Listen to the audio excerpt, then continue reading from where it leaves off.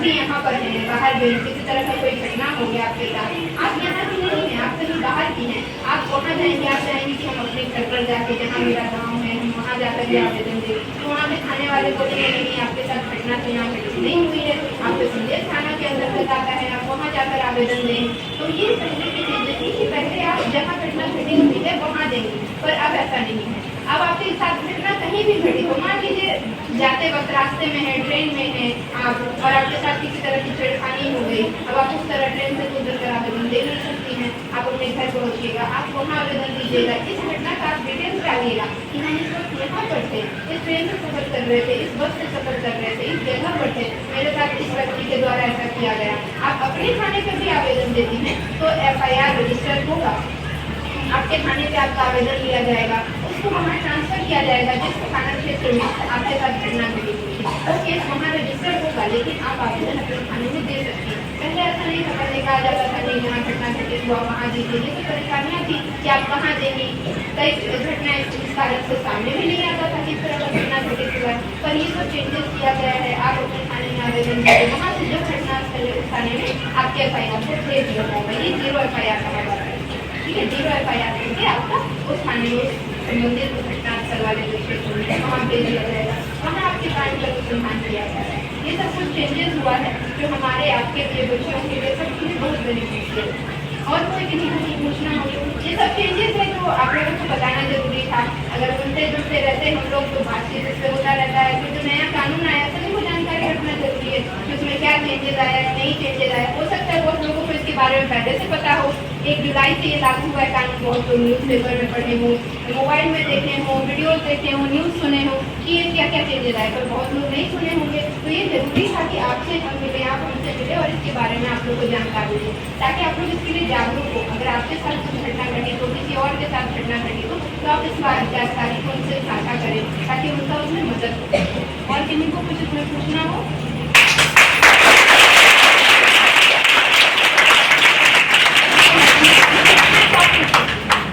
और कुछ जानकारी इसमें लेना हो, हाँ नंबर नोट कर लीजिए, वो महिला हेल्प डेस्क का।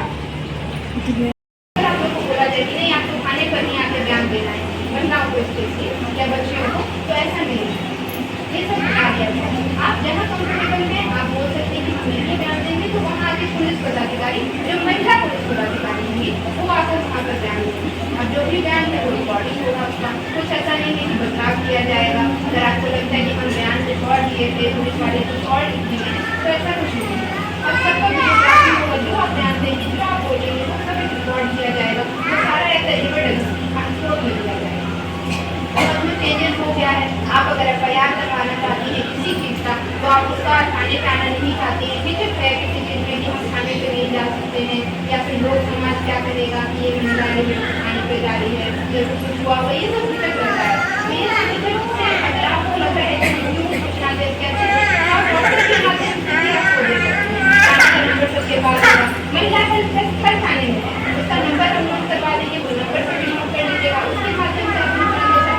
WhatsApp पे ये आवेदन को आप भेज सकते हैं और आपको जब वो 3 दिनों में तुरंत जाके थाने तो उसको सिग्नेचर कर देंगे, उसको केस रजिस्टर करेगा। ऐसा कुछ नहीं है कि आपको थाने पे नहीं आना है, थाने पे ही आवेदन देना है। फिर आप WhatsApp के माध्यम से दे सकती हैं, मेल के माध्यम से भेज सकती हैं, अब सब कुछ डिजिटल हो गया, बहुत चेंजेस हो गया, तो आप ये सब कर सकती हैं। सब आपकी सुविधा के लिए, बच्चों की सुविधा के लिए है, ठीक है। ये सब कर सकती है, केसेस वगैरह है, आप इतना संबंधित नहीं रहेगा जैसे पहले रहा करता था, चल रहा है 15 साल 10 साल 20 साल चल रहा है, लोग की मृत्यु हो जा रही है, तभी तक खड़ी है। अब ये सब नहीं होगा, ये सब मामला निष्पादन किया जाएगा। जो एविडेंस है बहुत सारा एविडेंस रहता है,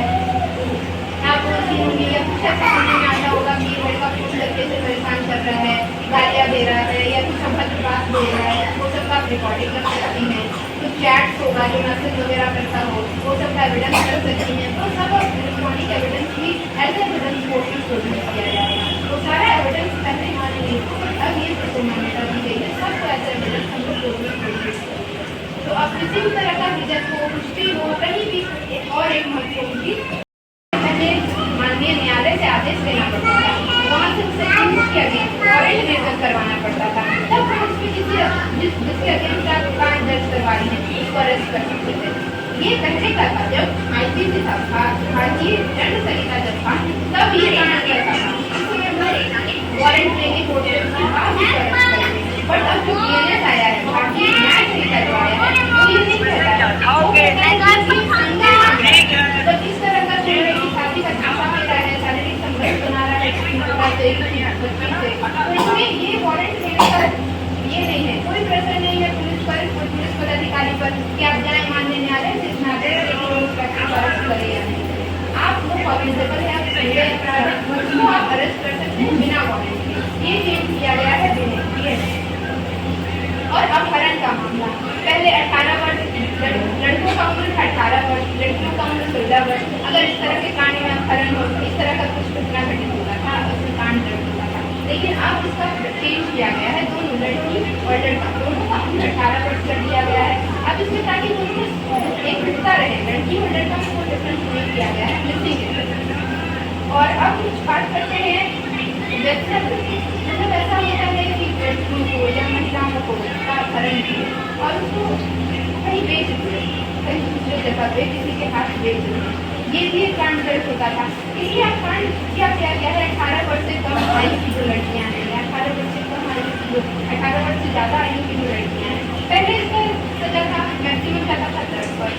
10 वर्ष का सजा होता था अगर ह्यूमन ट्रैफिकिंग हो रहा है, बच्चा ब्रीथिंग हो रहा है, तो 10 वर्ष का सजा है और जुर्माना लगता है। बट अब उसको चेंज कर दिया गया है, अब इसमें मैक्सिमम 14 वर्ष का सजा है, मिनिमम 7 वर्ष से मैक्सिमम 14 वर्ष का सजा किया गया है। ये सब चेंजेस किया गया बीएनएस में, जो भारतीय न्याय संहिता अभी लागू हुआ 1 जुलाई 2024 से, उसमें ये सब चेंजेस किया गया। पहले जो शासन करते थे, तो शासन काल में आईपीसी किया था, ये सब चेंजेस को हटाकर अब हमारे लिए भारत में जो